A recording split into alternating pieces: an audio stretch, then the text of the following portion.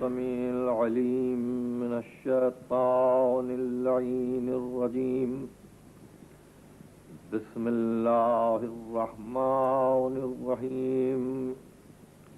الحمد لله الذي لا يفره المنع والجمود ولا يقديه الإعطاء والجود، إذ كل معط منتقص سواه وكل مانع مذموم ما خلاه.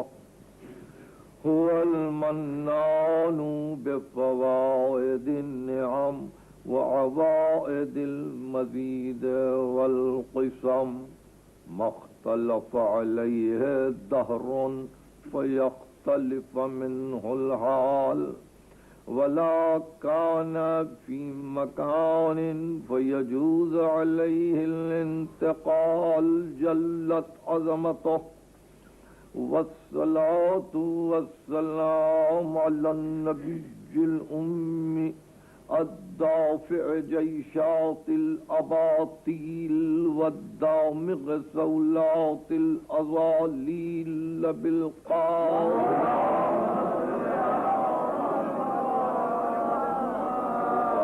بيت الطيبين الطاهرين المعصومين المظلومين الذين أذهب الله عنهم الرجس وطهرهم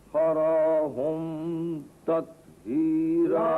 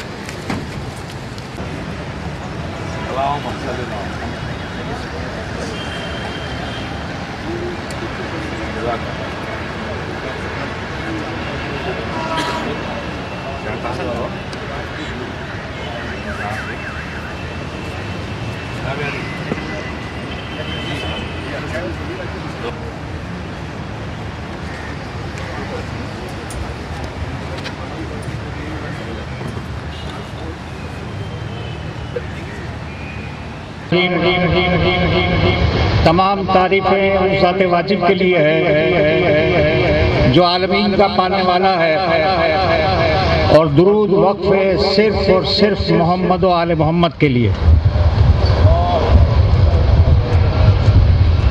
عزیزان گرامی، ترابی صدی یادگار کے لیکچر کے سلسلے کی اس نشست کا آغاز ہو رہا ہے۔ محمود احمد جعفری فاؤنڈیشن کی جانب سے اس پروگرام کا انعقاد ہوا ہے۔ یہ فاؤنڈیشن سماجی، تعلیمی اور مذہبی تقریبات کا مختلف اوقات میں انعقاد کرتا رہا ہے، تو آئندہ بھی یہ سلسلہ جاری رہے گا۔ تقریب کے آغاز کے لیے اور نظامت کے لیے میں علامہ رشید ترابی کے ہونہار فرزند، ادیب، شاعر اور نقاد جناب نصیر ترابی کو دعوت دیتا ہوں کہ آئیں اور نظامت کے فرائض انجام دیں۔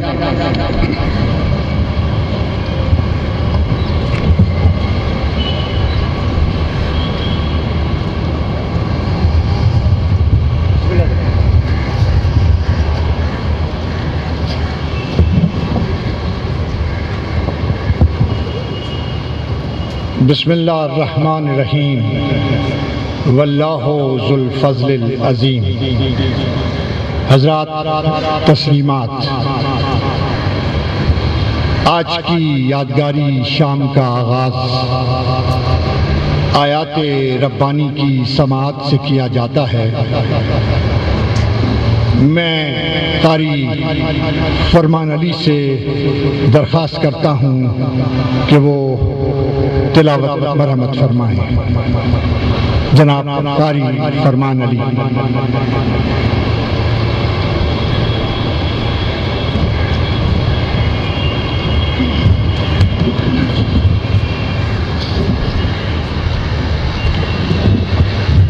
برائے خوشنودی امام زمانہ بلندتر صلوات۔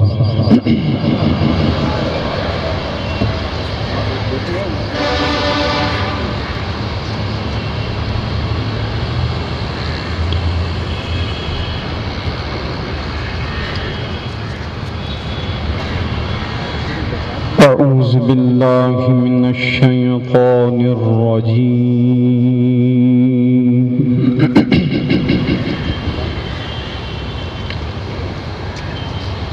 بسم اللہ الرحمن الرحیم۔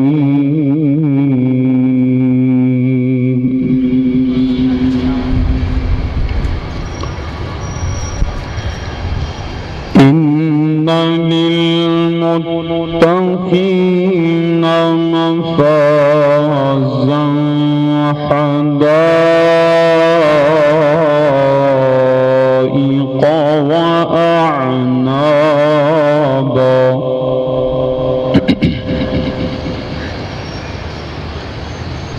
وكواعب أترابا وكأسا دهاقا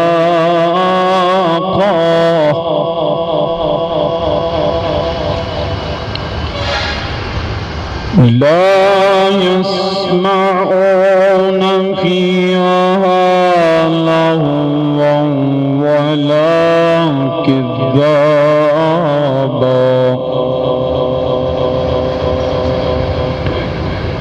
جزاء من ربك عطاء حسابا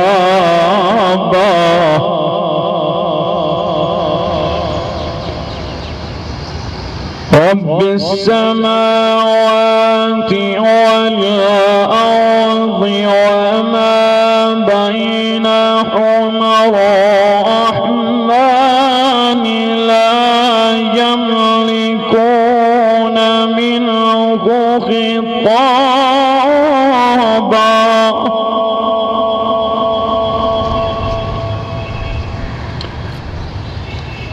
يوم يقوم الروح والملائكة صفا لا يتكلمون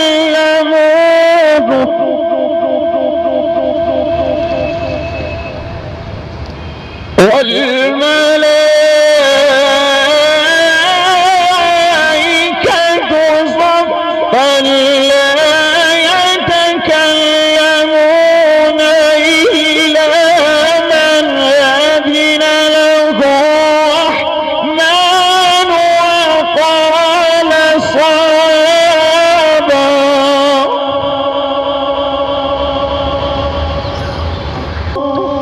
صدق الله العلي العظيم۔ بلندتر صلوات۔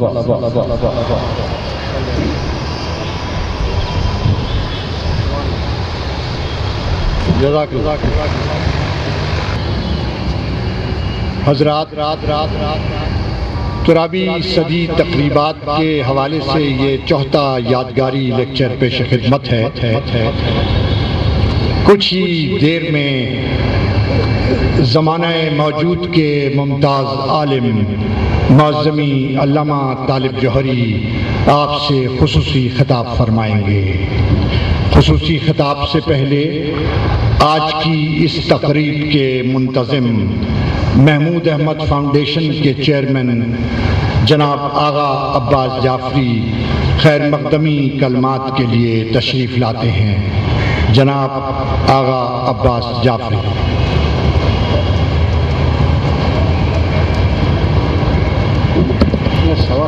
بسم اللہ الرحمن الرحیم۔ قابل احترام علامہ طالب جوہری صاحب اور معزز سامعین، وقت بہت زیادہ ہو گیا ہے تاکہ ہم زیادہ سے زیادہ علامہ صاحب کو سنیں، لہٰذا میں ایک بات کہوں گا کہ یہ میری بڑی خوش نصیبی ہے، ہماری فاؤنڈیشن کی بڑی خوش نصیبی ہے کہ آج ہم ترابی صدی یادگاری لیکچر کا جو سلسلہ تقریبات 1908 اور 2008 ایک صدی کا جو ہم سفر طے کیا ہے علامہ کا، تو اس کے لیے یہ ہماری بڑی خوش نصیبی ہے کہ ہم بھی اس کا حصہ بنیں، اور سب سے بڑی خوش نصیبی یہ کہ آج اس تقریب سے ملک کے سب سے بڑے دانشور عالم دین حجت الاسلام علامہ طالب جوہری صاحب خطاب کر رہے ہیں، اور میں علامہ صاحب سے گزارش کروں گا کہ وہ پروگرام شروع کریں تاکہ زیادہ سے زیادہ وقت لوگ علامہ کو سن سکیں۔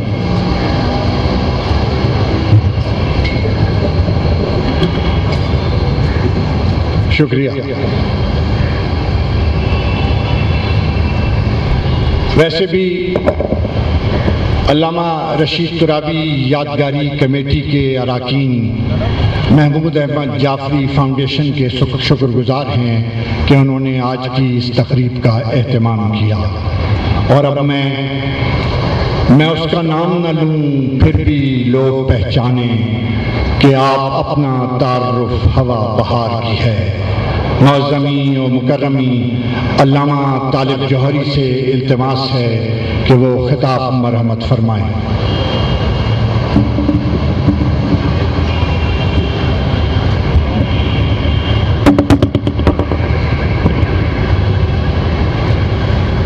اعوذ باللہ السمیع العلیم من الشیطان اللعین الرجیم، بسم اللہ الرحمن الرحیم، الحمد للہ وکفا والسلام علی عبادہ الذین اصطفیٰ۔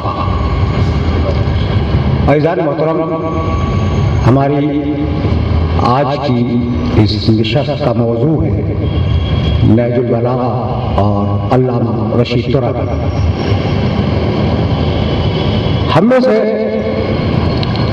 کوئی ایسا انسان نہیں ہے جو یہ نہ جانتا ہو کہ ساری مخلوقات میں انسان کو جو فضیلت ہے وہ اس بات پر ہے کہ وہ سوچنے والی مخلوق ہے، وہ فکر کرتی ہے۔ اگر پوری تاریخ انسانیت اور تاریخ افکار کو دیکھا جائے تو امتیاز ہی انسان کو حیوان پر یہ ہے کہ حیوان اپنی فطرت پر عمل کرتا ہے اور انسان اپنی سوچ پر عمل کرتا ہے۔ اگر ذرا سی یہ فکر آگے بڑھ جائے تو اندازہ ہوگا کہ فقط سوچنے والی مخلوق نہیں ہے، انسان یہ چاہتا ہے کہ اس کی سوچ کی ترسیل، وہ جو سوچ رہا ہے وہ دوسروں تک پہنچے۔ تو یہ جو ترسیل ہے یہ کسی اور جانور میں پائی نہیں جاتی۔ آپ جو سوچتے ہیں، آپ جس طریقے سے زندگی کا رویہ اپناتے ہیں، اسے اگر دوسروں تک پہنچانا چاہیں تو یہ انسانیت ہے، اور اگر نہ پہنچانا چاہیں تو یہ حیوانی فطرت ہے۔ انسان کے مزاج میں پروردگار عالم نے یہ بات رکھی کہ وہ اپنی فکر کو دوسروں تک پہنچائے۔ دیکھیے، کہا یہ جاتا ہے کہ منطق ارسطو کی تدوین، سب سے پہلے ارسطو نے منطق کو تحریری صورت میں ہمارے سامنے پیش کیا۔ اس منطق نے ترسیل مفہوم اور اس بات مفہوم، یعنی مطلب یہ کہ مفہوم کو پہچانا اور مفہوم کو ثابت کرنا، اس کے لیے 5 طریقے رائج ہیں۔ اگر یہ تمہید میرے سننے والوں تک پہنچ گئی تو بات یہیں سے آگے بڑھ جائے گی۔ ترسیل مفہوم یعنی مفہوم کو پہچانا، استدلال یعنی اپنے مفہوم پر دلیل قائم کرنا، اس کے 5 طریقے ہیں۔ پہلا برہان، دوسرا جدل، تیسرا خطابت، چوتھا شعر، پانچواں فلسفہ۔ یہ 5 ہی طریقے ہیں، چھٹا کوئی طریقہ پایا نہیں جاتا۔ اچھا بھائی، تو اب یہ برہان، جدل، خطابت، شعر، فلسفہ، ان کا فرق کیا ہے؟ برہان وہ چیز ہوتی ہے جس کے مقدمات یقینی ہیں اب میں اس کی مثال دے دوں تاکہ میرے سننے والوں تک برہان کا مفہوم پہنچ جائے. دیکھو عالم یہ دنیا تغیرات کی آماجگاہ، جس میں تغیر ہو وہ دائمی نہیں ہے، اس لیے عالم دائمی نہیں ہے اور اس کا کوئی خالق ہے. اس کے جتنے بھی مقدمات ہیں وہ یقینی ہیں. ہم تغیرات دیکھتے ہیں، روز ایک پودا نکلتا ہے، روز ایک کوپل پھوٹتی ہے، روز ایک درخت جوان ہوتا ہے، روزانہ ایک درخت بوڑھا ہو کر کٹ جاتا ہے یا مر جاتا ہے. تو کائنات میں تغیر ہے، جس چیز میں تغیر ہے وہ دائمی نہیں ہے، اور جو چیز دائمی ہو اس کے لیے خالق کی ضرورت ہے، جو دائمی نہ ہو اس کے لیے خالق کی ضرورت ہے. یہ طریقہ برہان. دوسرا طریقہ جدل، کہ آپ جس سے گفتگو کر رہے ہیں اور جس سے بحث کر رہے ہیں وہ اس بات کو قبول کرتا ہو جس بات پر گفتگو ہو رہی ہے. مثلا میں مثال دے دوں، آپ عیسائی سے بات کر رہے ہیں، عیسائی انجیل کو اللہ کی کتاب مانتا ہے. اب آپ اس سے یہ کہہ سکتے ہیں کہ انجیل اللہ کی کتاب ہے اور اس اللہ کی کتاب میں محمد رسول اللہ کی رسالت کا بیان ہے، اس لیے محمد رسول اللہ اللہ کی طرف سے آئے ہیں. تو جو چیز وہ تسلیم کر رہا تھا آپ نے اس تسلیم شدہ بات سے اپنے دعوے کو ثابت کیا. یہ ہے جدل. تیسرا طریقہ ہے خطابت. خطابت کے معنی ہے کہ وہ باتیں جو عوام کے نزدیک مقبول ہیں اور جن کو عوام پہلے سے تسلیم کرتے ہیں ان باتوں کو بنیاد بنا کر ان کی تشریح کی جائے. مثلا قرآن کو آپ تسلیم کرتے ہیں، حدیث کو آپ تسلیم کرتے ہیں، اپنے معتقدات کو آپ تسلیم کرتے ہیں. ان چیزوں کو بنیاد بنا کر جو چیزیں پیش کی جائے گی وہ خطابت کہلائے گی. پانچواں طریقہ شعر. چوتھا طریقہ شعر. شعر ایک آمیزہ ہے تخیل اور جذبات کا. تخیل سے اور جذبات سے مل کر جو چیز بنتی ہے اس کا نام ہے شعر. مطلب میر تقی بھی نے کہا کہ چشمے خون بستہ سے کل رات لہو پھر ٹپکا، ہم تو سمجھے تھے کہ اے میری آزاد گئے. اب نہ کوئی چشمہ خون بستہ ہے، نہ کوئی کل رات ہے، نہ کوئی لہو ٹپکا ہے، لیکن یہ ایک تخیل ہے جسے کمپوز کر کے شاید ایک انتہائی حسین اور خوبصورت تخیل کی صورت میں ہمارے سامنے پیش کیا. تو یہ تخیلاتی پلس جذباتی چیز ہے. پانچویں اور آخری چیز ہے سفسطہ. سفسطہ کے معنی ہے کہ وہ بات جو نہ ہو وہ بات ثابت کر دی جائے. اب مثلا آپ نے دیکھا کہ ایک دیوار ہے، اس دیوار میں سوراخ ہے، اس سوراخ میں چوہا ہو گیا. تو اب آپ جانتے ہیں دلیل کیا دیں گے کہ دیوار میں چوہا ہے، چوہے میں دم ہے، اس لیے دیوار میں دم ہے. اب دیوار میں واقع دم نہیں ہے، لیکن آپ نے اس طریقے سے کمپوز کیا ہے جملوں کو کہ دیوار میں دم نکل آئی. ٹھیک ہے نا؟ یہ مغالطہ ہے. سنجیدہ گفتگو میں مغالطہ کبھی کام نہیں آتا، بلکہ انتہائی ارسطو کی نگاہ میں انتہائی بیہودہ عمل ہے مغالطے کو استعمال کرنا. تو وہ تو نکل گیا. 5 میں سے 1 نکلا، اب بچے 4 میں شعر. شعر یقیناً ایک رزق حسن ہے جذبات کے لیے، انسان کے تخیلات کے لیے، لیکن شعر کو علمی اور منطقی بنیاد پر پرکھا نہیں جا سکتا اور کسا نہیں جا سکتا. اب بچے 3 بنیادیں ہمارے پاس بچی تفصیل مفہوم کی.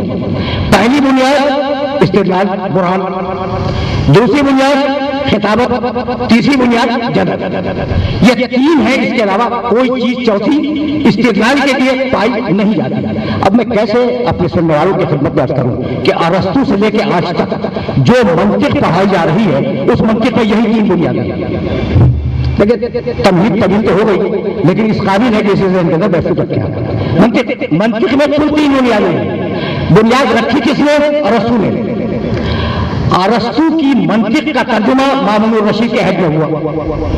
مامون الرشید امام رضا علیہ السلام کے عہد کا بادشاہ ہے. امام رضا نسل رسول سے 8ویں پشت میں ہے. تو ابھی رسول کا زمانہ تو نہیں ہے نا. رسول کے زمانے کے 8 پشتوں کے بعد منطق آئی ہے ارسطو کی عربی زبان میں.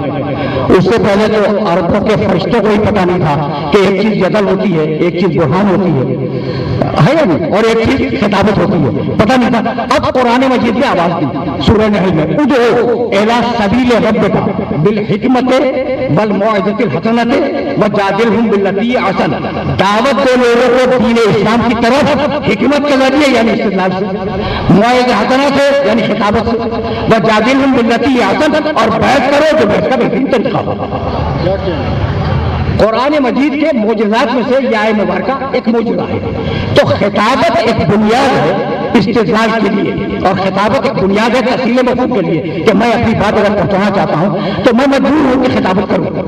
کمال یہ ہے علی ابن ابی طالب کا کہ ان کے جو خطبات ہیں وہ میں نے 3 چیزیں بیان کی، 3 چیزیں۔ پہلی چیز کیا ہے؟ برہان، دوسری چیز خطابت، تیسری چیز جدل۔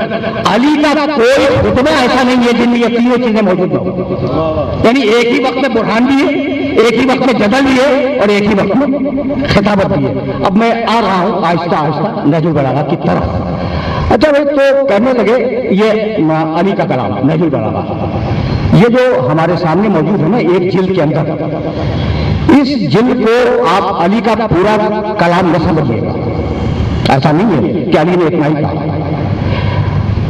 سید رضی نے 4ویں صدی ہجری کے آخر میں مختلف کتابوں میں، سیرت کی کتابوں میں، تفسیر کی کتابوں میں، تاریخ کی کتابوں میں، اخلاقیات کی کتابوں میں علی کے جہاں جہاں خطبات تھے ان میں سے تھوڑے تھوڑے سے لیے اور لینے کے بعد انہیں جمع کیا اور جمع کر کے اس کا نام رکھا نہج البلاغہ۔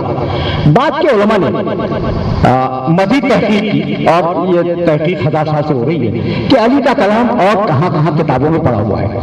آج جو طباعت شدہ مواد علی کے کلام کا ہمارے پاس موجود ہے وہ اس نہج البلاغہ سے 10 گنا زیادہ ہے، یعنی خود میری اپنی ذاتی لائبریری میں 10 جلدوں سے زیادہ پر مشتمل نہج البلاغہ کے خطبات، ادعیات، کلمات قصائد، یہ ساری چیزیں اس کے اندر پائی جاتی ہیں۔ تو اتنا کلام ہے امیر المومنین کا۔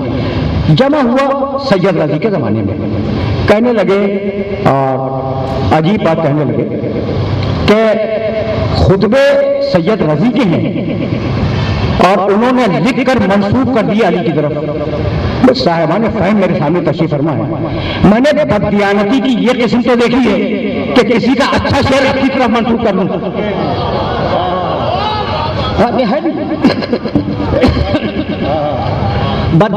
بددیانتی کی یہ قسم تو ہر جگہ پائی جاتی ہے کہ کسی کا اچھا شعر اپنے نام سے پڑھ دیا، لیکن اپنا اچھا شعر کسی کے نام سے سنا دے، یہ فطرت انسانی کے خلاف ہے، یہ فطرت انسانی کے خلاف ہے۔ اچھا بھائی، اب ذرا صاحب اور آگے چلیں۔ یہی اعتراض بے عین ہی قرآن مجید پہ ہوا۔ سورہ نحل 16واں سورہ، لقد نعلم انہم یقولون انما یعلمہ بشر لسان الذی یلحدون الیہ اعجمی وہذا لسان عربی مبین۔ ہم جانتے ہیں، دیکھو آیت کا ترجمہ سنو، لقد نعلم انہم یقولون، ہم جانتے ہیں کہ یہ مشرک کیا کہتے ہیں، کیا کہتے ہیں؟ کہتے ہیں کہ انما یعلمہ بشر، یہ محمد رسول اللہ کو کچھ آتا جاتا نہیں ہے، اسے ایک بشر سکھاتا ہے، یعنی اس کا کلام نہیں ہے، یہ اللہ کی طرف سے نازل ہونے والا کلام نہیں ہے، ایک بشر ہے جو اسے سکھاتا ہے۔ اب جواب دیا قرآن میں، لسان الذی یلحدون الیہ اعجمی، یہ سمجھتے کیوں نہیں کہ وہ جس کی طرف نسبت دے رہے ہیں وہ اعجمی ہے، وہذا لسان عربی مبین، اور یہ عربی میں نازل ہو رہا ہے، یعنی اعجمی اتنی خوبصورت عربی بولے کہ وہ معجزے کی حد تک آ جائے، یہ ممکن نہیں ہے۔ خدا کی قسم یہی بات ہے، نہج البلاغہ میں سید رضی کا خطبہ موجود ہے، وہ خطبہ دیکھو اور علی کے بعد میں جو خطبات ہیں انہیں دیکھ لو، جتنا فرق تمہیں انسانوں کے اور اللہ کے کلام میں نظر آئے گا اتنا ہی فرق سید رضی کے خطبے میں اور علی کے خطبے میں نظر آئے گا۔ یہ حقیقت ہے، اور اگر میرے پاس دامن وقت کو بہت گنجائش ہوگی تو میں اس کی مثالیں آپ کے سامنے پیش کرتا ہوں۔ اچھا بھائی، تو علی کا یہ کلام، یہاں پر ہم رک کر ایک بات اور دیکھ کے چلیں، اور ضروری ہے نہج البلاغہ کو اسٹیبلش کرنے کے لیے یہ ضروری ہے۔ مسئلہ یہ ہے کہ سیرت نگاروں نے پیغمبر اکرم کے جو معجزات لکھے ہیں ان کی تعداد ہے 4400، 10,000 تک لکھے گئے ہیں، لیکن جن کی فہرست ہمیں ملتی ہے وہ ہے 4400۔ گو سے کلمہ پڑھوایا، سنگریزوں سے تصویر پڑھوائی، چاند کو توڑ دیا، درخت میں سلام کیا، نہ معلوم کتنے۔ آپ مجھے بتائیں کہ یہ ہمیشہ چلنے والی نبوت کے یہ معجزات، ان میں سے کوئی معجزہ آج باقی ہے؟ کوئی نہیں ہے، کوئی معجزہ اس وقت باقی نہیں ہے۔ اچھا، اس معجزے کا کوئی گواہی باقی ہو، ان معجزات کا کوئی گواہ آج باقی نہیں ہے، تو قیامت تک چلنے والی نبوت کے لیے ایک ایسے معجزے کی ضرورت تھی جو نبوت کے ساتھ ساتھ چلے، اور اس معجزے کا نام ہے قرآن۔ بات تو واضح ہے، یعنی ایسا معجزہ جو نبوت کے ساتھ ساتھ چلے اس کا نام ہے قرآن مجید۔ اسی طریقے سے علی کے ہزاروں معجزات ہیں، لیکن ایک معجزے کا گواہ بھی آج موجود نہیں ہے۔ تو اب یہ قیامت تک جانے والی امامت اگر بغیر معجزے کے رہ جائے تو ثابت نہیں ہوگی، اس کے معجزے کا نام ہے نجم البلاغہ۔ اگر رسول کے معجزے کا نام قرآن ہے تو علی کے معجزے کا نام نجم البلاغہ ہے۔ اب میں کیا کروں؟ سب جانتے ہیں اس بات کو، اور اگر نہیں جانتے تو سب کو جاننا چاہیے۔ خیبر فتح کی علی، سب جانتے ہیں، جاؤ دیکھو اٹھا کے آج کی تاریخوں میں، تو نہیں بھائی وہ کمال علی کا نہیں تھا، وہ فلاح کے فلاح کا تھا، یعنی حریف کے سامنے لا کر دیا گیا ہے، ایسا ہے۔ اچھا بھائی خندق عمرو بن عبد الود کو قتل کیا علی نے، ان کا کہ نہیں وہ آندھی چلی تھی اور مشرک فوجی بھاگ گئے، یعنی علی سے ہٹا دیا۔ اچھا بھائی سورہ برات صحیح کتابوں کے غلط روایت، ہاں ہے صحیح کتابوں کی غلط روایت کہ بھائی سورہ برات کی تبلیغ علی نے نہیں کی، وہ تو میں نے کی تھی، جاؤ دیکھ لو صحیح کتابوں کے اندر۔ تو علی کے ہر فضل کو اور ان کی ہر فضیلت کو حریف کے ساتھ چپکا دیا گیا، اس لیے علی کے لیے ضروری تھا، نہیں اللہ کے لیے ضروری تھا کہ امامت کے لیے ایک ایسا معجزہ اسٹیبلش کرے جو قیامت کے لیے سند بن جائے۔ تو فاتح خیبر کو نکال سکتے ہو، نہ دوسری نجم البلاغہ بنے گی نہ دوسرا علی بنے گا،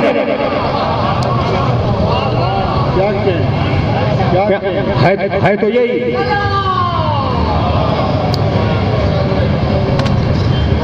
ظاہر ہے کہ مجھے بہت تیزی کے ساتھ آگے بڑھنا ہوگا، اس لیے کہ دامن وقت میں گنجائش نہیں۔ تو اب ہم نے اب تک کیا گفتگو کی؟ نجم البلاغہ اتنا ہی نہیں ہے جتنا سید وزیر جمع کر دیا، اس سے 10 گنا یا شاید 15 گنا زیادہ کلام موجود ہے، جس میں سے بیشتر چھپ چکا ہے اور وہ دیکھنے کے قابل ہے۔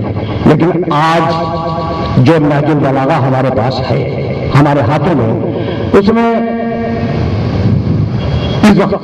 دیکھیں صاحبان مطالعہ 241 خطبات ہیں علی کے، 69 مکاتیب جو یا خود لکھے یا لکھوائے، اور 480 کلمات قصاص۔ یہ مختصر سا مجموعہ ہے، وہ کچھ بھی تو نہیں، 241 خطبے، 69 فرامین جو لکھے یا لکھوائے، خطوط کے جوابات، اور 480 کلمات قصاص۔ یہ اس مجموعے کا نام ہماری زبان پر نجم البلاغہ آتا ہے۔ ہم نجم البلاغہ میں نے عرض کر دیا کہ بہت سے خطبات اور بھی ہیں، لیکن ہمارے سامنے جو معروف نجم البلاغہ ہے وہ مجموعہ ہے۔ اس میں 39 مقامات پر علی نے تشریع اسلامی کا فلسفہ بیان کیا، نماز کیوں واجب ہوئی، روزہ کیوں واجب ہوا، حج کیوں ہے، زکوٰۃ کیوں ہے، وغیرہ 39 مقامات پر۔ 36 مقامات پر اپنی جنگیں بیان کی کہ میں نے کہاں کیسی جنگ لڑی۔ اب اگر میں آپ کی خدمت میں عرض کرنا شروع کروں تو بڑی تفصیل طلب بات ہے۔ 7 مقامات پر تخلیق کائنات کی گفتگو فرمائی، تو یہ تقسیمیں کی جا چکی ہیں۔ سب سے زیادہ علی نے جن موضوعات پر گفتگو کی، پہلا موضوع ہے توحید الہی، دوسرا موضوع ہے نعت رسول، تیسرا موضوع معجزہ۔ دیکھیے توحید الہی پر ذرا سا سمجھنے کے لیے کہ سب سے زیادہ جو گفتگو کی علی نے نجم البلاغہ میں وہ توحید، ذرا صاحبان فکر کو متوجہ کرنا چاہ رہا ہوں۔ دیکھیے مدینہ آپ کے ذہن میں رہے، مدینہ دارالحکومت تھا، علی نے منتقل کیا اور کوفے لے آئے۔ یہ کوفے لانے کا سبب کیا ہے؟ تو اگر آپ مشرق بعید سے یا ہندوستان سے یمن کا، عدن کا، حضرموت کا، جدہ کا سفر کریں تو کھلے سمندروں کا سفر ہے اور بہت طویل ہے اور خطرات بھی زیادہ ہے، رسک بھی زیادہ ہے اس میں۔ لیکن اگر آپ وہی سفر مسقط اور گوادر کے درمیان سے بسرے کی طرف کریں تو سیف بھی ہے اور خشکی سے قریب بھی ہے۔ یہ دیکھیں آپ اس اینگل سے بھی ذرا سا دیکھنے کی ضرورت ہے۔ تو ہمارے لیے عدن، یمن، حضرموت، جدہ ان تک پہنچنا مشکل ہے، بصرے پہنچنا آسان ہے۔ یہی سبب ہے کہ قبل اسلام سے بصرہ ایک ایسی بندرگاہ تھی جہاں تجارتی قافلے مشرق بعید سے آتے تھے، ہندوستان اور سندھ سے جایا کرتے تھے، اور وہاں پر ہندو آباد تھے، غیر مسلم آباد تھے، مختلف قومیتوں اور مختلف زبانوں کے لوگ وہاں پر آباد تھے۔ کیوں؟ اس لیے کہ گوادر اور مسقط کے درمیان کا راستہ ہموار بھی ہے، سمندر پر سکون بھی ہے، اور بائیں طرف خشکی چل رہی ہے، اہواز ہے، آبادان ہے، خرم شہر ہے، یہ خشکی کے شہر آ رہے ہیں، تو وہ سمندری سفر بڑا آسان تھا۔ اس آسانی کے سبب بصرے میں ایک معاشرہ بنا۔ اچھا یہ ذہن میں رہے کہ آج بصرے اور کوفے کا فاصلہ کچھ 6 گھنٹے کا ہے کار سے، کتنا قریب ہے بصرہ اور کوفہ؟ امیر المومنین نے یہ محسوس کیا کہ بصرے کی جو تہذیب ہے اس میں ایک خدا کے ماننے والے ہیں مسلمان، 2 خدا کے ماننے والے ہیں یا مجوسی، 3 خدا کے ماننے والے ہیں عیسائی، اور ہزاروں خدا کے ماننے والے ہیں پرست۔ تو وہاں اگر تصور توحید کو عام کر دیا جائے تو قریب ترین مدت میں کسی کئی علاقے میں پھیل سکتا ہے۔ تو علی نے جو دارالحکومت تبدیل کیا مدینے سے کوفے میں، اس کا سبب کچھ بھی رہا ہو، ایک سبب یہ بھی تھا۔ تو میری نگاہ میں امیر المومنین کے یہ خطبے ہیں، اگرچہ واضح نہیں ہے، لیکن میرا خیال یہ ہے کہ امیر المومنین کے خطبے بیشتر کوفے کے ہیں، مدینے کے بہت کم ہیں۔ یہ تھا پس منظر ان خطبات کا۔ یہی سبب ہے کہ 2 خدا والے معاشرے میں، 3 خدا والے معاشرے میں، بت پرستوں کے معاشرے میں سب سے زیادہ امیر المومنین نے توحید پہ بات کی۔ پہلا خطبہ بسم اللہ الرحمن الرحیم، الحمدللہ الذی لا یبلغ بحرته القائلون ولا يحصي نعمه العاقلون ولا يعطي حقه المجتهدون الذي لا يدركه قوس الهمم ولا يدركه فوز الهمم ولا يناله قوس الفتن الذي نزل لصفته حد محدود ولا نعت موجود ولا اجل ممدود ولا وقت معدود فطر الخلائق بقدرته ونشر الرياح برحمته وبطر بالصخور میدان ارضه۔ زیادہ بیان نہیں کروں گا۔ حمد ہے اس اللہ کی، الحمدللہ الذی لا یبلغ منحتہ القائلون، حمد اس اللہ کی کہ مدح کرنے والے اس کی مدح تک پہنچ نہیں سکتے، ولا یحصی نعمہ العابدون، اور گننے والے اس کی نعمتوں کو گن نہیں سکتے، ولا یؤدی حقہ المجتہدون، اور کوششیں کرنے والے، محنتیں کرنے والے اس کے حق ادا نہیں کر سکتے۔ الذی لا یدرکہ بعد الہمم، یہ وہ ذات ہے کہ انسان کے فکر کی توانائیاں اس کو پا نہیں سکتی، ولا ینال بعد الفتن، اور فکر کی گہرائیاں اس کی تھا تک پہنچ نہیں سکتی۔ الذی لیس لصفتہ حد محدود، یہ وہ ذات ہے کہ اس کی صفت کی کوئی محدود حد نہیں ہے۔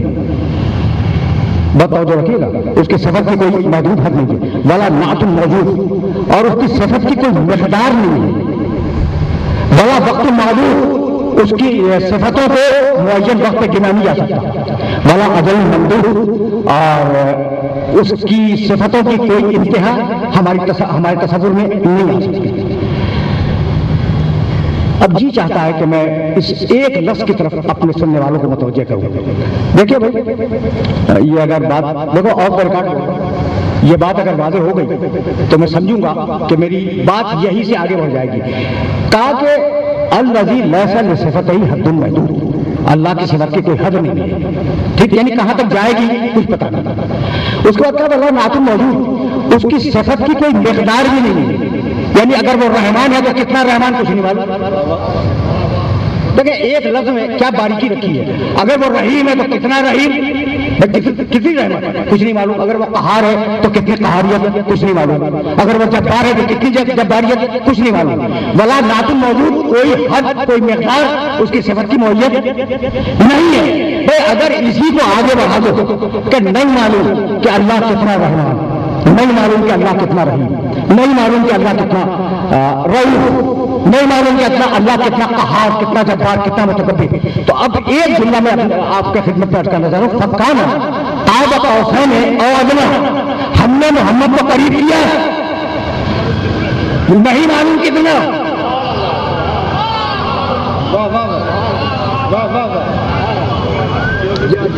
جیسا اللہ ویسا محمد، کچھ نہیں معلوم کتنا قہار، کتنا رحمان، کتنا رحیم، کتنا غفار، کتنا جبار، کچھ نہیں معلوم، کتنا قریب کچھ نہیں معلوم۔ بھائی توجہ رہے، اور اب یہی صفت اگر آگے بڑھ جائے تو ضربت علی یوم الخندق افضل من عبادت ثقلین، افضل ہے کتنی نہیں معلوم۔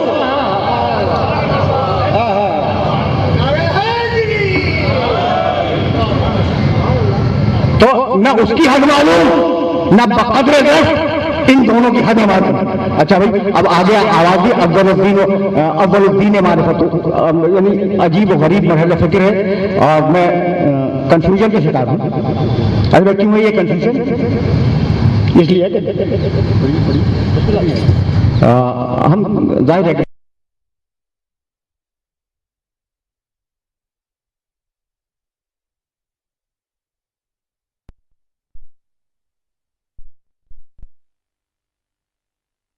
اگر طویل مفرد چھیڑ دیں تو اس کا سمیٹنا بھی آسانی ہوگا.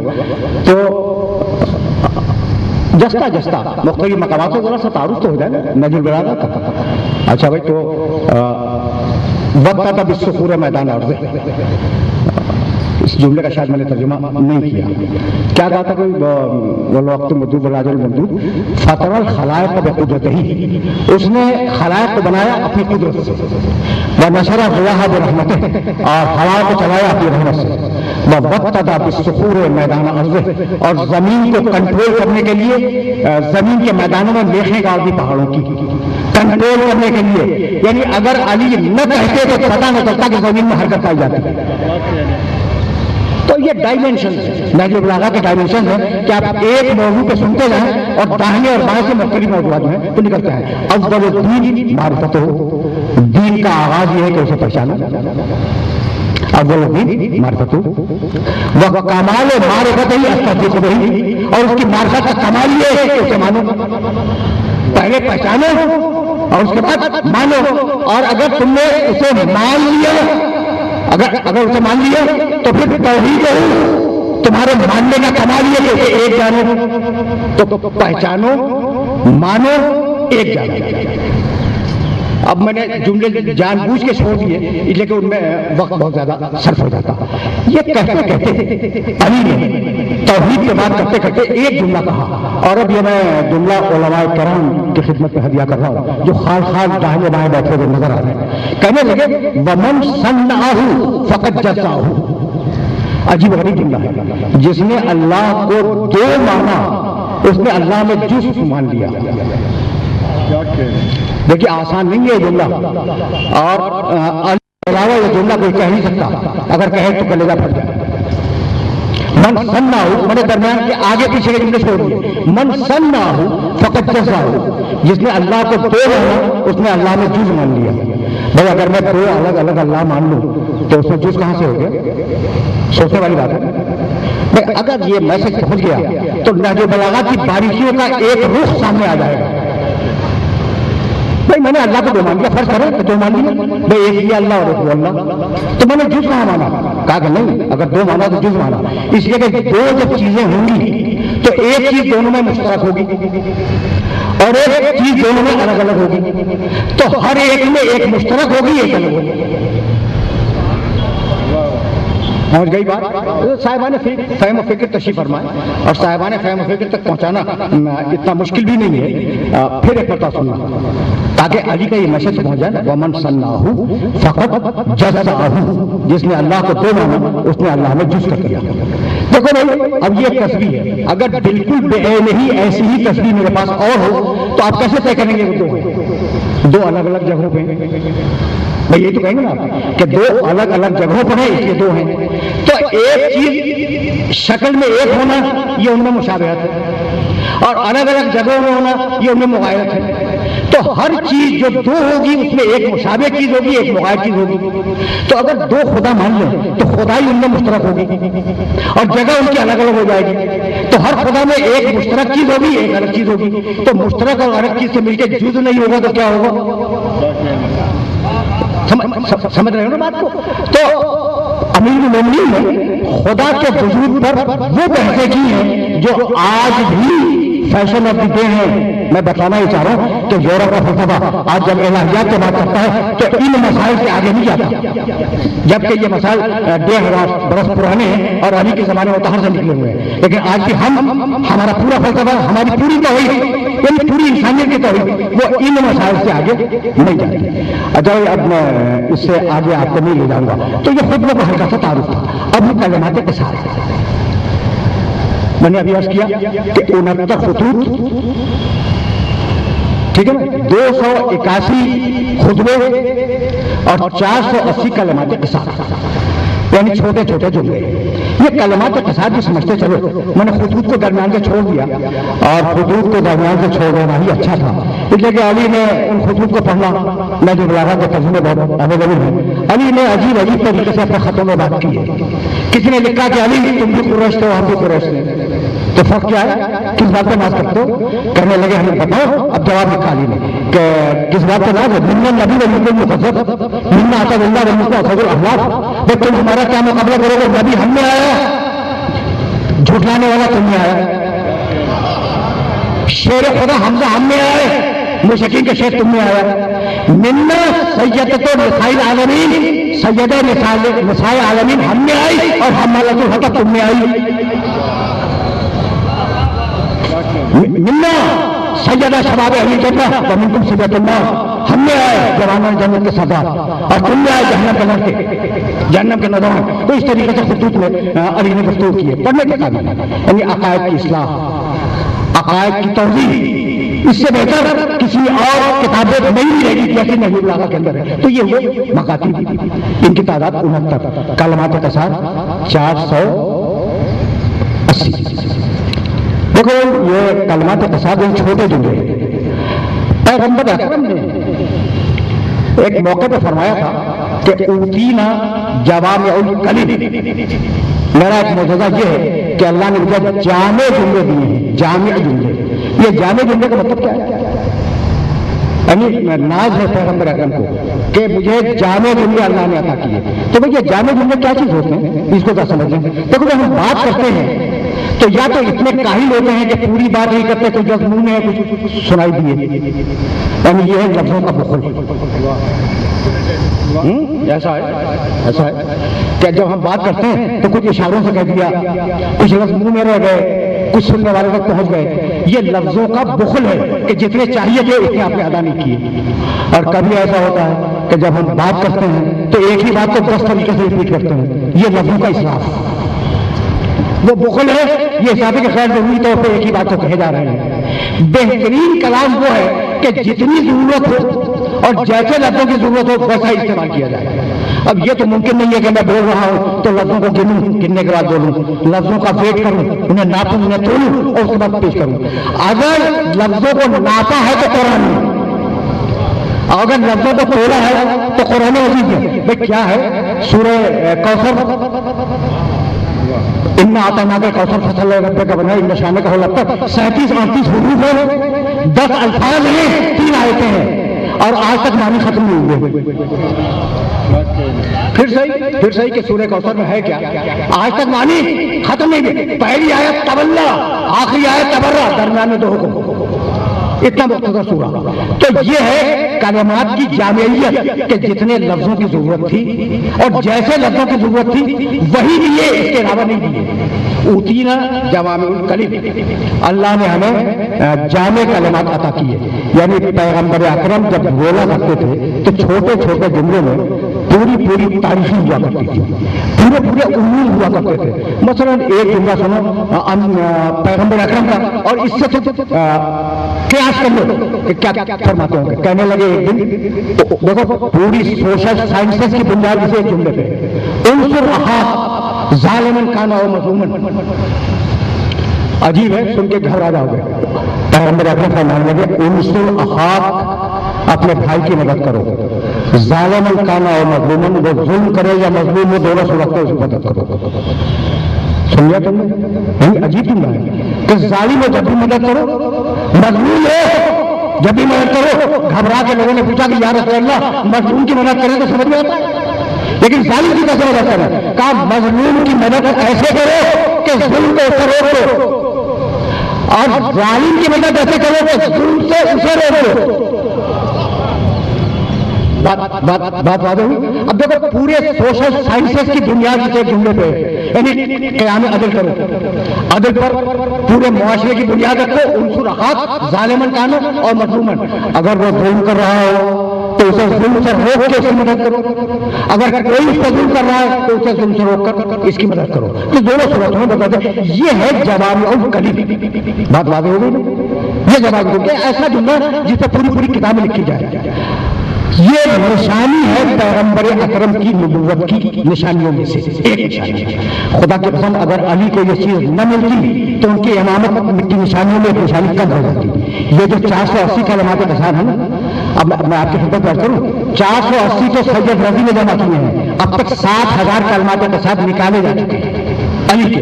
وہ اگر آپ دیکھیں تو آپ کو حیرانی ہوگی کہ کس طریقے سے علی نے قرآن کے نقش قدم کی پیروی کی. رسول اللہ نے رسول کے نقش قدم کی پیروی کی. علی کہنے لگے الناس نیام اذا ماتوا انتبہوا. چھوٹا سا جملہ ہے. لوگ سو رہے ہیں، جب مریں گے تو جاگیں گے. اب سوچتے رہو کہ علی نے یہ جملہ کیا کہہ دیا، الناس نیام اذا ماتوا انتبہوا. لوگ سو رہے ہیں، جب وہ جاگیں گے کیا ہوگا؟ جب مریں گے تو جاگیں گے. لوگ سو رہے ہیں، جب مریں گے تو جاگیں گے. پورا فلسفہ بہت حیات ہے ایک جملے کے اندر. کہنے لگے الناس آباء ما جہلوا. انسان ہر اس علم کا دشمن ہے جسے وہ نہیں جانتا. جہاں تک پھیلا سکتے ہو اس جملے کو پھیلاتے جاؤ. کہنے لگے تکلموا فتعرفوا. بات کرو تاکہ پہچانے جاؤ. المرء مخبوء تحت لسانه. ہر انسان اپنی زبان کے پیچھے چھپا ہوا ہے. فرمانے لگے قیمت کل امرئ ما یحسنہ. ہر انسان کی اپنی قیمت ہے اور اس کی قیمت اس کا وہ حسن عمل ہے جو وہ انجام دیتا ہے. ہر انسان اپنے حسن عمل سے ناپا جائے گا. یہ وہ جملے ہیں جن جملوں کی کوئی تھا نہیں ہے اور جن پر کتابیں لکھی جا سکتی ہیں. اب میں گفتگو کو سمجھ کرتے ہوئے ایک جملہ عرض کروں اور اس پر بات کو روکوں. تو فرمانے لگے التوحید ان لا تتہمہ والعدل ان لا تتوہمہ. توحید یہ ہے بڑے الٹ کے پڑھ دیا. التوحید ان لا تتوہمہ والعدل ان لا تتہمہ. توحید یہ ہے کہ وہ تمہارے وہم و خیال میں نہ آئے اور عدل یہ ہے کہ اس پر کوئی تہمت نہ لگائی جا سکے. التوحید ان لا تتوہمہ. توحید یہ ہے کہ تمہارے وہم و خیال میں وہ نہ آئے. والعدل ان لا تتہمہ. اور عدل یہ ہے کہ تم اس پر تہمت نہ لگا سکو. یہ جو اشاعرہ اور معتزلہ کی 1000 سال سے بحثیں آ رہی ہیں علم کلام کی کتابوں میں توحید پر اور عدل پر، خدا کی قسم وہ ہزار صفحات توحید و عدل کے وہ ایک طرف اور علی کے 2 جملے ایک طرف. اب آج ایک بات میں کہنا چاہ رہا ہوں. 1000 سال سے ہم سے پوچھتے ہیں کہ بھائی تم نے اصول دین میں یہ عدل کہاں سے بڑھا لیا؟ اول توحید دوسرا عدل. تو ہم نے نہیں بڑھایا، ہمیں علی بتلا کے گئے. ہمیں علی بتا کے گئے ہیں کہ التوحید ان لا تتہمہ والعدل ان لا تتوہمہ. بھئی یہاں تک تو ہماری گفتگو آ گئی. اب یہ کیسے ممکن ہے؟ بہت زیادہ وقت نہیں لوں گا. یہ کیسے ممکن ہے کہ علی کے خجلوں پہ بات آئے اور علی کی سلولی پہ بات آئے؟ یعنی یہ ممکن ہی نہیں ہے. پہلا سلولی تاریخ میں اگر یاد رکھ سکو تو رکھو، بخاری شریف میں روایت نہیں ہے. پہلا سلولی تاریخ میں میرے نبی نے کہا. پوچھو وہ تو مجھ سے پوچھا جاتے ہیں. یہ دلیل نبوت تھی میرے نبی کے زمانے میں اور یہی دلیل امامت ہے میرے علی کے زمانے میں. سلولی جو کچھ پوچھنا چاہتے ہو وہ مجھ سے پوچھو. دیکھو خدا کی قسم یہ جملہ کہہ کر علی نے علم کے پھیلانے کی ایک سنجیدہ کوشش کی تاکہ لوگوں میں طلب علم کی سنجیدہ خواہش پیدا ہو جائے. بہت سے لوگ ایسے ہوتے ہیں کہ میں ٹھیک ہے کبھی پوچھ لیں گے، ٹھیک ہے نا، یہ ہوتا ہے. ٹھیک ہے یہ مجھے نہیں معلوم، میں کبھی پوچھ لوں گا. ایک صورت تو یہ ہے. وہ کہتے ہیں دوسرا کہتا ہے ضرورت کیا پوچھنے کی، دو، ٹھیک ہے نا. تیسرا پوچھنا چاہتا ہے لیکن مجمع دیکھ کے ہچک جاتا ہے. سلولی کہہ کر علی نے ان ساری نفسیاتی گتھیوں کو حل کر دیا. یہ غور کیجیے گا میں نے کیا کیا. سلولی کہہ کر علی نے ان ساری نفسیاتی گتھیوں کو حل کر دیا کہ اگر کوئی پوچھنا چاہے تو ہچکچائے نہیں، آگے پوچھے، میں سامنے موجود ہوں. کیوں پوچھو گے؟ موقع غنیمت ہے، میں کہہ رہا ہوں پوچھو، مجھ سے پوچھ لو. تو یہ سلولی علی کی امامت کا دوسرا معیار ہے نبی اللہ کے بعد. اور مجھے کوئی اعتراض نہیں ہے کسی شخص پر جو چاہے علم رسول کی دعوت کا وراثت کا دعویٰ کرے، مجھے کوئی اعتراض نہیں. امت اسلامیہ سے جو شخص بھی چاہے وہ علم رسول کی وراثت کا دعویٰ کرے، لیکن شرط یہ ہے کہ دعویٰ کرنے سے پہلے سنی کرے، دعویٰ کرنے سے پہلے سنی گئے۔ اب یہ میں نے انتہائی فقہائے گفتگی میرے پاس بہت تھے، لیکن انتہائی مختصر ترین لفظوں میں نہج البلاغہ کا مختصر ترین تعارف کرانے کی کوشش کی۔ سمجھ میں آگے نہج البلاغہ کتنی اہم کتاب ہے۔ اچھا عجیب بات یہ ہے کہ ہمارے سامنے جو نور ہسٹری ہے خطابت کی موجودہ خطابت کی نور ہسٹری، ہم نے بزرگوں کو سنا تو نہیں، لیکن بزرگوں کی بات تو سنی ہے۔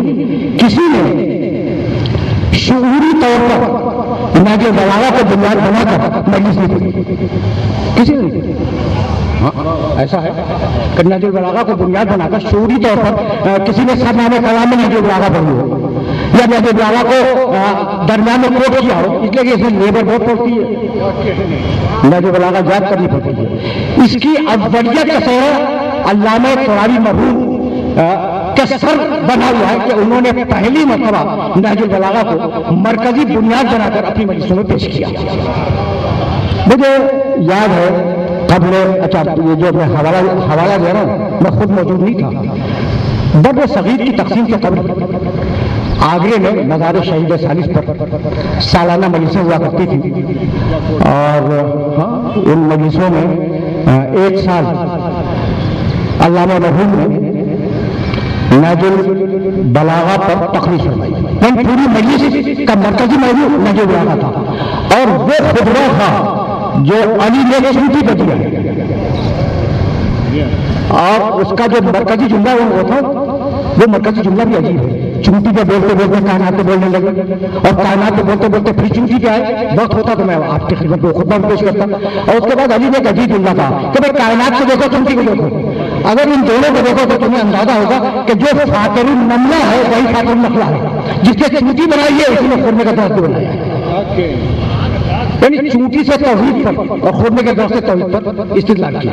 تو علامہ مرحوم نے وہ تقریر کی، اور غالباً وہ اتنی انوکھی اور جدید تقریر تھی کہ اس زمانے کے لکھنؤ کے ہتھوڑا سرفراز نے اس پر ایک عبارتی نوٹ لکھا اور کہا کہ بھائی اگر یہ رواج ہو گیا تو ذاکری خطابت کے ایک نئے مرحلے میں داخل ہو گئی۔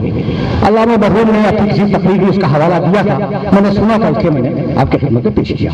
تو علامہ کی ذات کو ذات گرامی تھی جن پر نہج البلاغہ طاری تھی، سچی بات کہہ رہا ہوں، نہج البلاغہ ان کے اوپر طاری تھی۔ اگر اب یہ جو جملہ میں نے کہا کہ طاری تھی، میں نے بہت زیادہ نہیں سنا، لیکن میرا بہت ان کا جو پرائم ٹائم تھا نا، اس وقت میں نظر کا تعلیم تھا، کبھی اس سے پہلے سنی ہوگی، وہ لاشعوری کا زمانہ تھا، بعد میں بہت کم سنا، لیکن اتنا مجھے معلوم ہے، اور جو معلوم ہے وہی بیان کر رہا ہوں۔ انہوں نے جب مجلس کا آغاز کیا تو وہ اپنے خطبے میں پڑھا کرتے تھے بسم اللہ الرحمن الرحیم، الحمدللہ الذی ذکرہ شرف للذاکرین وشکرہ فوز للشاکرین وطاعتہ نجاۃ للمطیعین۔ مولانا طاہر علی خان اور مولانا حیدر توابی اس کی گواہی دیں گے۔ یہ ارلی 50 کی بات کر رہا ہوں۔ یہ صحیفہ سجادیہ میں امام زیادی اسلام کی دعا کے 3 جملے ہیں، الحمدللہ الذی ذکرہ شرف للذاکرین، حمد و اللہ کی کا ذکر ذاکرین کے لیے شرف ہے، وشکرہ فوز للشاکرین، اور شکر کرنے والوں کے لیے اس کا شکر ایک کامیابی ہے، وطاعتہ نجاۃ للمطیعین، اور اس کی اطاعت نجات ہے اطاعت کرنے والوں کے لیے، یہ پڑھا کرتے تھے۔ آخر زمانے میں وہ سورہ اعراف کی آیت پڑھتے تھے خطبے میں، الحمدللہ الذی ہدانا لہذا وما کنا لنہتدی لولا ان ہدانا اللہ لقد جاءت رسل ربنا بالحق، ٹھیک ہے نا۔ درمیان میں پوری زندگی انہوں نے 2 خطبے پڑھے، اور وہ دونوں خطبے نہج البلاغہ سے تھے، الحمدللہ الذی الیہ مصائر الخلق وعواقب الامر۔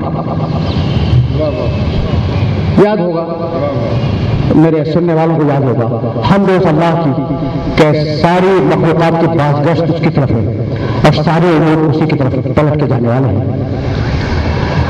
نحمدہ علی عظیم احسانہ ونجد برہانہ ونوام فضلہ وتمامہ، ہم کرتے ہیں اس کے عظیم فضل و کرم کی، ہم کرتے ہیں اس کے روشن دلیلوں کی، ہم کرتے ہیں کہ اس کی جو نعمتیں ہیں وہ غیر منقطع ہیں اور متواتر ہیں، اور اس کے بعد ایک جملہ چھوڑ کر وہ خود میں پڑھا کرتے تھے کہ بولے جناب حیدر ترابی صاحب، یاد تو ہوگا ہی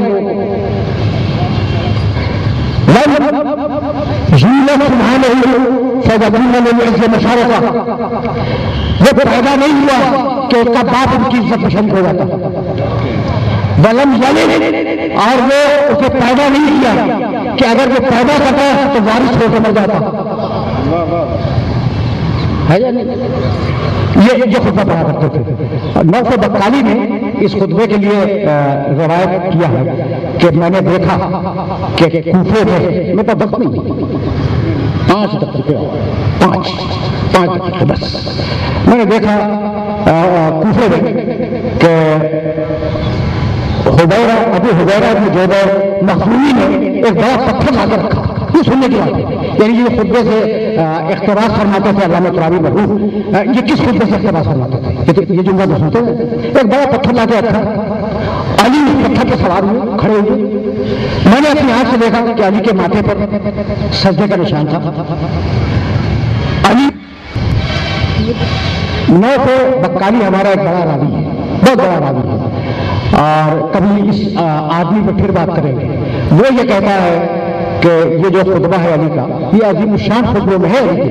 وہ کہتا ہے کہ میں نے اپنی آنکھوں سے دیکھا کہ کوفے کا شہر تھا، ابو جودا بن حبیرہ مخزومی ایک شخص ہے، کہا یہ جاتا ہے کہ علی کا بھانجا تھا، علی کے بہن کا بیٹا. وہ ایک بڑا پتھر لایا، اس نے پتھر رکھا اور علی اس پتھر پہ کھڑے ہوئے.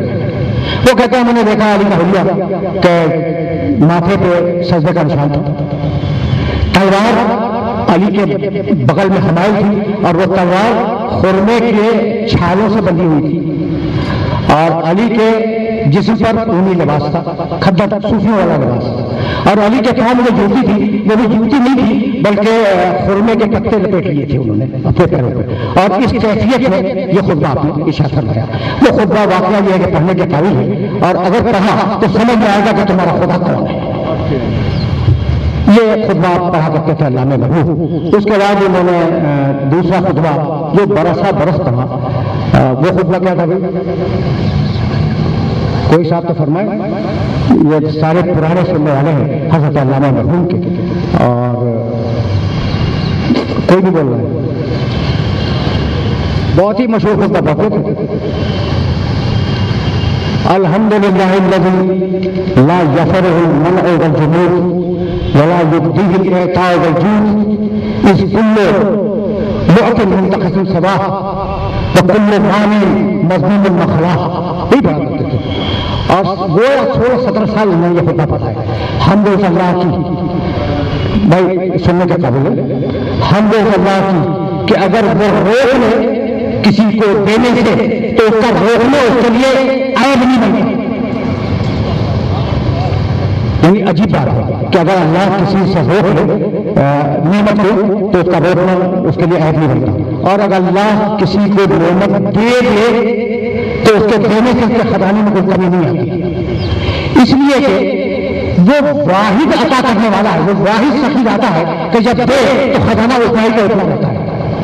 اور وہ واحد ذات ہے پوری کائنات میں کہ اگر روکے تب بھی عدل پر اور اگر دے تب بھی عدل پر. تو اس طریقے سے میرے پاس وقت نہیں ہے. اب واقعہ یہ کہ ہم سامنے محبوب سے متصل ہو گئے تو 2 جملے سنو اور اب مجھے اجازت دے دو. پوری زندگی پر نہج البلاغہ تاریخ تھی. دیکھو خطبے پڑھے انہوں نے نہج البلاغہ سے. حد تو یہ ہے کہ ان کی شاعری کا جو مزاج بنا وہ نہج البلاغہ سے بنا. اگر شاعری کی طرف جو جملہ خطابت کو سنتے تھے وہ ساری دنیا متفق ہے کہ ان کی خطابت کا اہم ہے. دیکھو خطابت کی ایک صورت ہوتی ہے، ایک خطابت کا معنی ہوتا ہے. صورت الفاظ معنی مفہوم، وہ اپنے معنی اور اپنی صورت دونوں میں منفرد تھے.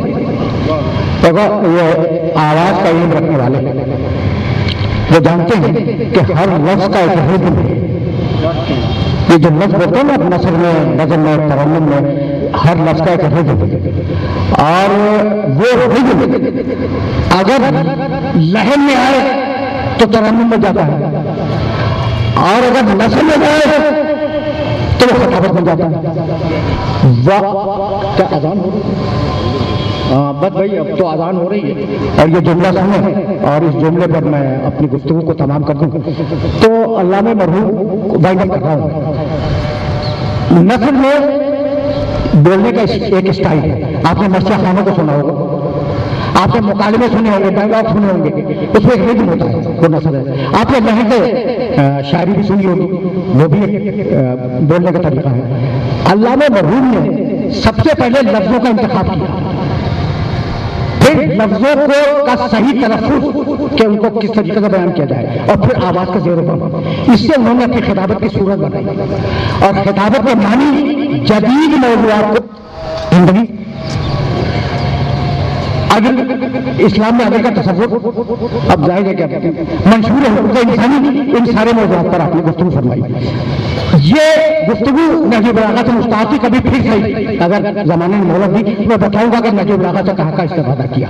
حد یہ ہے کہ انہوں نے اپنی شاعری میں نہج البلاغہ سے استفادہ کیا. کبھی پھر دوسرا کہ میں یہ جملہ کیا کہا, ایک شعر پر اپنی گفتگو کو تمام کر رہا ہوں. علی شریعتی نے اپنی کتاب میں لکھا کہ علی رسول کے بعد بڑے تنہا تھے, علی سیدہ کے بعد بڑے تنہا تھے. یعنی بات کرنے کے لیے آدمی موثر نہیں تھا. ایسے میں نہج البلاغہ کو پیش کرنا کوئی آسان کام نہیں تھا. بات کرنے کو آدمی نہیں, سمجھنے والے لوگ نہیں تھے. ایسے میں اس کو ایک شعر میں علامہ ترابی نے کہا, اور اس سے بہتر کہنا ممکن نہیں ہے, درد اندازے درما سے سڑا ہوتا ہے, ہائے وہ عقل جو نرغے میں ہو نادانوں کے, ہائے وہ عقل جو نرغے میں ہو نادانوں کے. وآخر دعوانا ان الحمد للہ رب العالمین. اگر اذان نہ ہو گئی تو میں گفتگو کو جاری رکھتا.